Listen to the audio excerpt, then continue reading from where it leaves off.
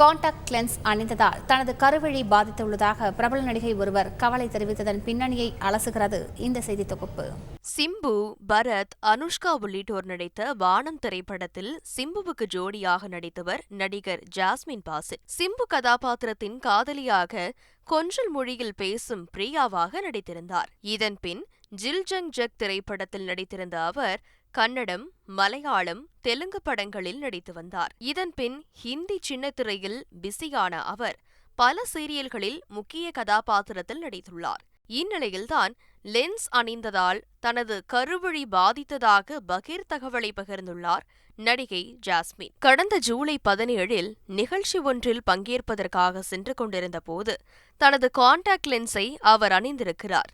Lens அணிந்தது முதலே அசௌகரியத்தை உணர்ந்த அவருக்கு நேரம் போக போக வலி அதிகரித்துள்ளது.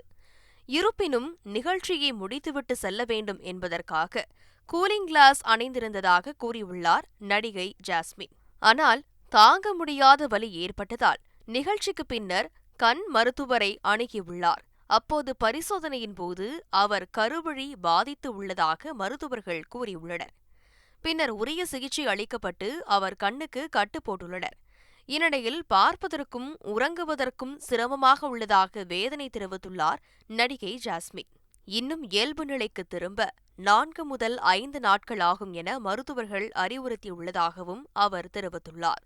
மேலும் திடீரென உலகமே இருண்டு போனது போல இருப்பதாக கவலை தெரிவித்திருக்கிறார் அவர். இதுகுறித்து அறிந்த அவரது ரசிகர்கள் அக்கறை மழையை பொழிந்த நிலையில் தான் நலமுடன் இருப்பதாக சமூக வலைதளத்தில் பகிர்ந்துள்ளார். இச்சம்பவம் லென்ஸ் பயன்படுத்துவோரிடம் பதற்றத்தை ஏற்படுத்திய நிலையில் லென்ஸ் அணிவதற்கு முன்னரும் பின்னரும் கைகளை நன்றாக சுத்தப்படுத்திவிட்டு லென்ஸ் அணிய வேண்டுமென மருத்துவர்கள் அறிவுறுத்துகின்றனர். தினந்தோறும் லென்ஸ் சொல்யூஷனை மாற்ற வேண்டும் எனவும் மேக்கப் பொருட்கள் பயன்படுத்துவோர் மேக்கப் செய்வதற்கு முன் கண்களில் லென்ஸ் அணிந்துவிட்டு மேக்கப் கலைந்த பின்னரே லென்ஸை அகற்ற வேண்டுமென தெரிவித்துள்ளனர்.